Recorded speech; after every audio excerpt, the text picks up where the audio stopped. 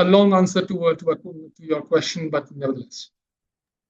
Right. So basically, on your platform, these super fans are incentivized to create a community of like thinking, perhaps individual, and there is an incentive as well. Right. And I forgot to mention the AI AR pieces. So people like you and me, we love the AI AR pieces. Right. The AI AR pieces are not for a super fan. And therefore, you and me to enjoy the vicarious entertainment experience. So if you happen to watch House of Dragons and you liked it, then you could be then using AI, you could be Rhaenyra, riding the dragon of your choice, and then if you like as to what you see on that still or video, you could share it on your Instagram, do whatever. So there was this advertisement from I think it was ITC Sunfeast featuring Shah Rukh Khan. This was in October last year, and the theme was have a have a chocolate or have a biscuit with Shah Rukh Khan. So essentially, there was Shah Rukh Khan and there was somebody else. As in using AI, you and me could basically sit with Shah Rukh Khan uh, in that video, and that went very, very popular. So I mean, uh, now that was all AI, and this was an Instagram reel where Instagram basically um, asked folks to um, use that clip, um, click a photo, and then sit with Shah Rukh Khan for the 20-second clip, and it went viral. It had millions of downloads and millions of usages. Um, and I'm sure that many people who did that were not really super fans. They just happened to like Shah Rukh. They just happened to like the fact that they could do something else. Hmm. Right, yeah. I think there are definitely wonderful use cases to create more engagement, vis-a-vis these technologies, and especially in this niche. So, considering this is like what the platform does, that a user is expected to sort of be a part of certain communities or build a community of their own. Uh, what is perhaps your incentive or your business model? But how does that work? Are you guys like collaborating with, as you mentioned, OTT platforms and other businesses in this niche to basically double down on the content and to give them like a conduit for more traction? Is that how it works? So for the want of me, we haven't been able to figure out all the business use cases. Yeah. Okay. As I said, we are just scratching the surface as far as possibilities. But then you could say that for anybody in the blockchain. I mean, in the sheer scale of possibilities that Web3 lends itself to is incredible. I mean, we we basically are ingrained to sharing economy on the Web 2 side of things, but then Web 2 has been around since the early 2000s, right? So the industry has a lot of things to do before we are able to basically figure as to what all possibilities can abound. But that notwithstanding, there are um, we feel that there is immense space, and then a bit of it we've been able to have proof of the pudding, and for a bit of it we've not been able to have the proof of the pudding yet. So there's obviously the consumer use case of people paying for the experiences, and people paying for the AI AR experience, people paying for collectibles, people paying for renting out stuff that somebody who owns a particular NFT would want to lend. Um, People subscribing to the fact that as part of the subscription per se, their method and mechanism of moving up to a fan to super fan leaderboard increases, people paying for the cheat sheets, etc. So a lot of what I narrated right now, we've not been able to validate all, but we've been able to validate some. So that's on the consumer side. On the traditional side, as we grow, there are always these ad-related mechanisms that come in. We've been able to validate a bit of that. There is also the enterprise mechanism. So we've been able to package on all that I spoke about, which is the community building piece, fan to super fan, content monetization piece, and the AI and AR piece as a package.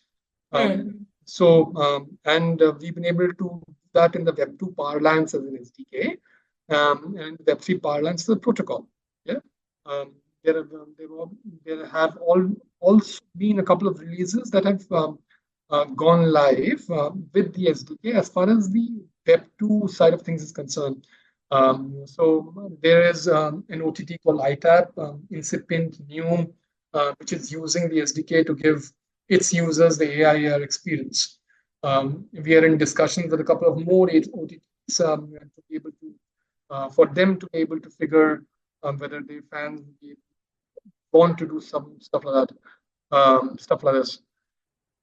We are also in close discussions with production houses for production houses to either build a consistent fan engagement presence over a period of time using a white label version of the wowTalkies app, or using the wowTalkies functionality as a protocol if they have an app of their own. And in many cases, folks and enterprises want to be in control of their customers per se. Well, in which case, just invoke the SDK and use the AI experiences, build communities, stuff like that. So that's another model that we found initial market fit for. We've spoken a lot to brands, and then brands have been interested.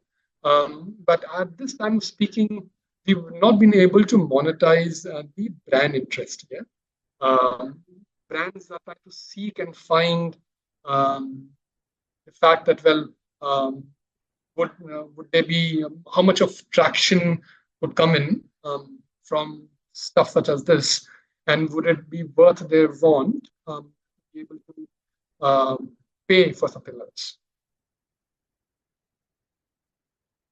Right. So now, stepping back and moving a little towards the community engagement bit, I would love to understand, entrepreneur to entrepreneur, how have you been able to foster, community engagement and just community building? How have you been able to do that among studio fans and, studios themselves and celebrities on your platform? Is there a role that wowTalkies plays in community building on the platform itself, or is that particular onus left on the community owners or the super fans?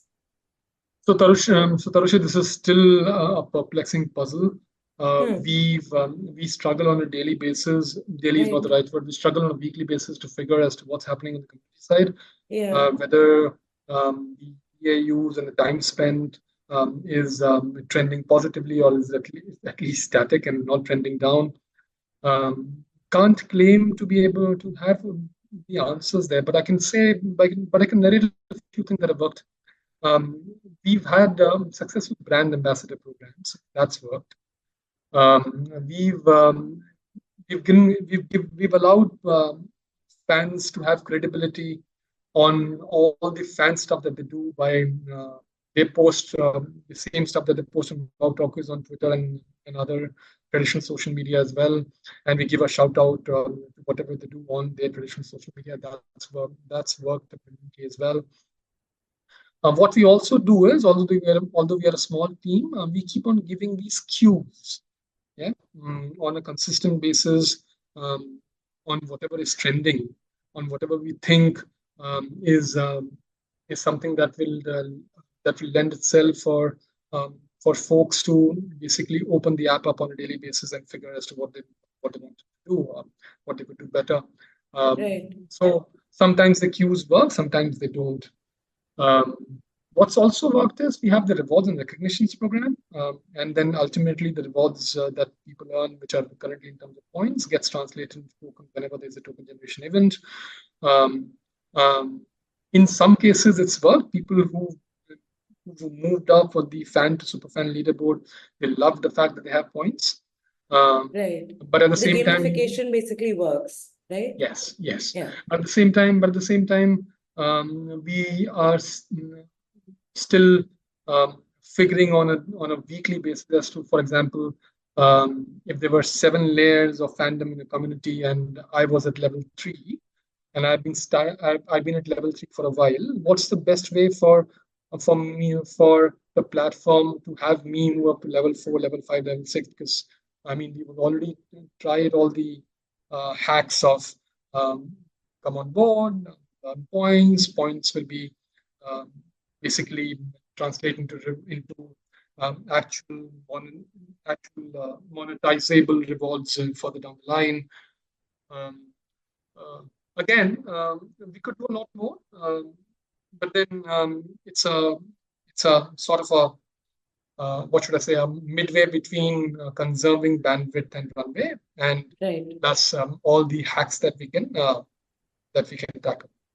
Right. So are there any plans for you, or forgive my ignorance if you have already, do you have plans for a native token as well? Yes, we do. Okay. Yes, we do. We are currently in the yeah, in the hotbed of raising a pre-seed. We Right. definitely need that marketing muscle to be able to do a successful token generation event. So, Right. which is where the roadmap is at. Yeah, but then that is an intricate part of the puzzle, not just from a perspective of people being monetized for the self-incentivization as rewards and recognition, but the very fact that self-incentivization would work in the longer term without the roll-ups of airdrops and reward points, etc. Right. Yeah, that becomes like a whole job, full-time job in itself, managing a token. So I understand that. Now, can you perhaps share a few examples of how fans have used wowTalkies to enhance their engagement and become like super fans? Like one example, so that we can visualize it a little better. So there was a Mission Impossible movie that came, Mission Impossible 7 and Mission Impossible 6. Right. I forget now. So many Mission Impossibles. Yeah. Yeah. Where Yeah. our handsome hunk Tom Cruise with the great uh, shades that he has, um, takes a bike, drives a bike up the Swiss Alps, and then jumps off the Alps and lands directly into that luxury train. Yeah. Iconic. Um, so the greatest usage that we saw of our AI functionality was people using that clip per se in wanting to become Tom Cruise and then happily becoming Tom Cruise and sharing it all over traditional social media. Now we don't have a license to that clip, yeah, which is why this was a sharing and caring exercise rather than a monetizable exercise. Yeah, so I mean. Legal factors there, but Right. that was something that went really well over the last 6 or 7 months. And just AI and AR experiences such as these, and then we were able to build these AI experiences into the Mission Possible community in being able to incentivize people to move up the leaderboard. Yeah. So what we did here was we said that hey, anybody could download it from the internet, which is fine. So we had these limited edition NFTs, which we didn't charge a dime for. We just said that there was only 100 editions, and people lapped up. And then we had people lend it to others in order to accrue reward points um, in a speedier manner. Yeah, we wanted to test the use case, etc. So uh, the NFTs, etc., they sold out. Obviously, they were at no cost. They sold out, I think, in 5 to 10 minutes. The lending use case was proven, and then other folks could basically use that collectible, which was Mission Impossible, which was the original Mission Impossible clip of Tom Cruise jumping off the Alps to become Tom Cruise by themselves. So that Right. went well. Right. Yeah, that's a wonderful example. And yeah, I think I would imagine that it would do well. Those movies have a cult following of their own. So now what kind of, because you are a tech leader, you worked in space for a very long time in deep tech, and now in Web3 as well. What are the kind of trends do you see which are emerging in Web3 that'll actually help further the fan engagement space? What is your perspective there? So I think Web3 and blockchain are incipient. As I said, internet models take a long time to evolve. And then similarly, Web3 will evolve over a period of time. But then what's eminently happened over the last 6 to 8 months is the user experience dissonance has been solved to a great extent. Yeah, social logins, yeah, gasless transactions, account abstraction. The infrastructure has scaled, which is why a lot of population scale projects. I mean, we're not population scale by any stretch of imagination right now. But then the very fact that we are building for population scale means that we have to have that confidence that the infrastructure will scale over a period of time. Otherwise, I mean, it's all theory. We'd rather do something else. Right. So I think there is a greater amount of confidence that from a scalability perspective, with all the layer ones and layer twos, and the ZK movement and account abstraction, Yeah. and a lot of the user, and again, for the sake of repetition, a lot of the user experience challenges have been gotten solved over a period of time. Yeah. Right. Um, Right. I think Yeah. that is the way to go, and there is, I mean, that per se needs to be solved for um, Web3 and blockchain to to become mainstream. So even for yourself and myself, we are Web3 users.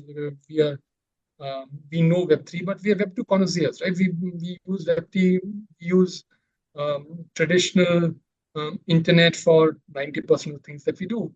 So Right. willy-nilly over a period of time, our expectations on whatever is happening in Web3 is analogous to whatever is happening in Web2. How long can we take an experience that is slow and tangy, and does not scale? Yeah. Um, Ultimately, I mean, while projects are uh, blockchain projects are scaling from a 6 month, 1 month, 1.5 years perspective, but if for a long-term runway and roadmap, the entire space needs to scale. Otherwise, I mean, um, projects that are doing well will also stagnate. Right. Yeah, absolutely. I think the technology itself, because it's so dynamic, it'll help further any kind of a niche that is sort of building on it. What I love the most about the platform that you've built and what I've gleaned from this particular conversation, that this is like a fabulous use case to get more people onto Web3 without them perhaps, really being perhaps active participants in Web3 otherwise as well. Would you agree? You nailed it. That's why we're doing what we're doing. Yeah.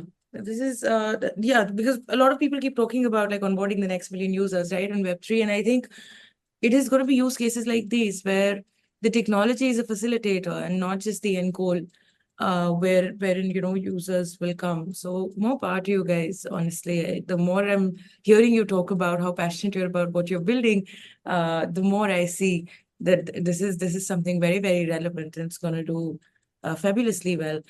So now, just to sum up, because we are and out of time, I would love to know what is the next big milestone or partnership that you're very excited about, and what are the kind of partnerships that you look at, so in case any of our listeners are perhaps keen, they can maybe get in touch with you guys. So you mentioned that very, very correctly as part of this discussion. We are looking at tying in with enterprises in the entertainment space. Right. So production houses, Hmm. studios, OTTs, etc. The proof of the pudding is Independent really filmmakers perhaps too.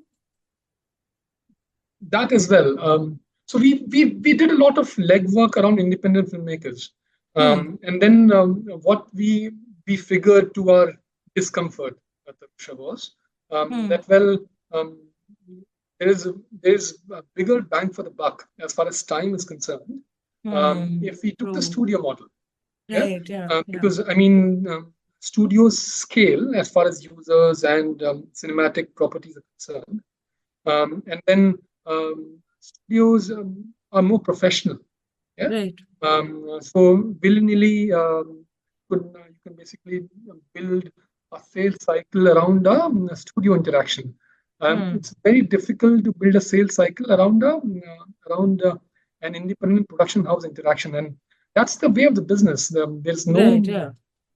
There is no discomfort or blame that accrues on that side of the table. I mean, they're independent These are guys, just right? facts, right? These are just facts. It's not like Absolutely. you're actively trying to discriminate or segregate them. It is just Yeah, that it's a fact of the matter, and you're building a business, right? You have to be absolutely. fair to your business. So which is why we followed this. We also thought that we will have more control over what we wanted to um, how should I put it, proclaim as use cases by working with niche players such as independent production houses. But we weren't able to scale that from a services slash logistics perspective, right? Which is why we abandoned that idea for now.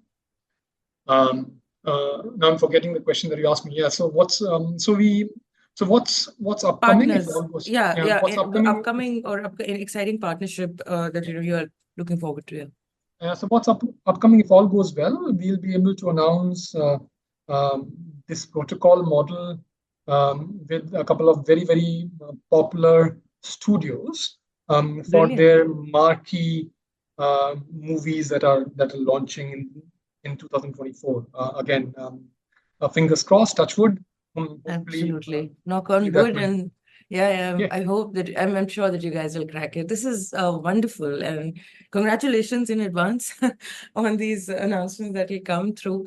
And I'm sure that, your platform is going to do fabulously well. So now, like I mentioned, we're running out of time, but I would love to ask you two more questions because you've talked extensively about the platform in general. I want to zoom out a little and talk about the space as well. Do you have an opinion on the kind of trends that you keep seeing in Web3? There's always a new trend every few months, every new cycle, with every new cycle, there are a few niches that do really well. Uh, what are the kind of niches within Web3 you think would do well in this coming, and some people say that it has already started this particular bull cycle? So I love the fact that in Web3 there's something new to fathom every 3 months. Yeah. Right, yeah. Somebody would say six, but I would say three. Yeah. Hmm. So all the meme fashion, is it as fashionable as it was in the beginning of the year? I really don't know. Airdrops, I mean, uh, now airdrops are a necessary and sufficient condition, right? Yeah. For for any incipient project. So it is also frustrating at the same time that there is Yeah. such a lot to grapple every 3 months. Yeah. So from a builder to builder, we basically say that this is what we will attempt these 3 months, and then 3 months down the line, the carpet is moved a bit further. Yeah, or Yeah. there's a different carpet we are resting on. Right, Um, yeah. so that is something that is very very interesting, exciting, and perplexing as well. But I mean, I've, I've seen from a very very close up and personal perspective, internet levels evolving over a better part of the couple of decades. I think the decentralization, self-incentivization, inherent ownership inherent to Web3 is something that will come to fruition over a period of time. There will be use cases that will come up. I'm very, very effervescently optimistic about RWAs. So I think the NFT bandwagon of the 2021s is an excellent use case for basically uh, proving the RWA use cases. So very, very, uh, very, very excited about that. I think the decentralized physical infrastructure piece, where anybody who owns any piece of infrastructure can monetize his or her spare infrastructure, that I think is a great thing that will scale as well over a period of time. Those are two immediate spaces that, from coming from a Web2 background, I think there is um, great theory and practicality on these things using the Web3 phenomena to scale. And these will scale sooner than the others. Hmm. Right, that's wonderful to know. So now, Ritesh, because I have to ask this one question that I have, I kind of ask all the guests that come on the show. You made this leap from Web 2 to Web 3. You worked extensively in Web 2 and then, stumbled upon Web 3 and you've not looked back since then. If you had to give perhaps advice to somebody who is at the cusp but still not sure whether, Web 3 is for them, what would be your advice to them for them to start living on blockchain? Okay, so two zero principles. I think it is useless to try and retrofit all use cases into blockchain and Web3. Doesn't Yeah, work. very Yeah, important. it Yeah, doesn't work. Um, I mean, because the space is so emerging, you will find incipient interest, but then it will not scale over the period of time. That's one. The second, again, from zero principles, as the space is emerging, it's incipient again. Um, I would rather suggest to anybody who's building the space to have a lot of patience. Um, so this industry demands patience. It requires a lot of hacks. mm, Not all hacks turn out well. yeah, We don't have a template. So in the yeah, traditional industries, we have a template, right? We have a template, do this, do that, focus on DAUs and MOUs, build something that is long-standing as far as DAUs and MOUs are concerned, the project will scale. Well, how do you build DA and MOUs here? You build DA and MOUs by airdrops. That's on scale. Yeah. right, yeah, So I mean, these are hacks. Hacks uh, have to be tried, but then we should always think of it from a base principles perspective and have patience around whatever you're building. I mean, there is a long way to go here. absolutely. I think you've kind of very succinctly put it, and this is very good advice. Don't try to retrofit blockchain into every solution and use case. And you need patience. You basically need to be able to persevere in this space to be, to really be able to build out your vision and to push it to a successful end and be able to scale it. It takes a lot of grit to stay in this space because as you said, there is no manual, right? You have to basically it's trial and error. You try different things and see what fits, and whatever does fit perhaps will not always fit because with each cycle every few months the space changes. Absolutely, you Thank you you couldn't have so summarized it better. Absolutely. yeah. So thank you so much once again, Ritesh, for taking the time to speak to me today. This has been a very, very insightful conversation for me, especially, and I'm sure that it has been for the listeners as well. Before we wrap this up, any last thoughts? Just that, thank you. A pleasure doing this. Thanks for having me over. Wish you all the best. More power to you. Thank you so much once again, and all the best to wowTalkies and your other ventures. And I hope you scale great heights. Thank you, Tarusha.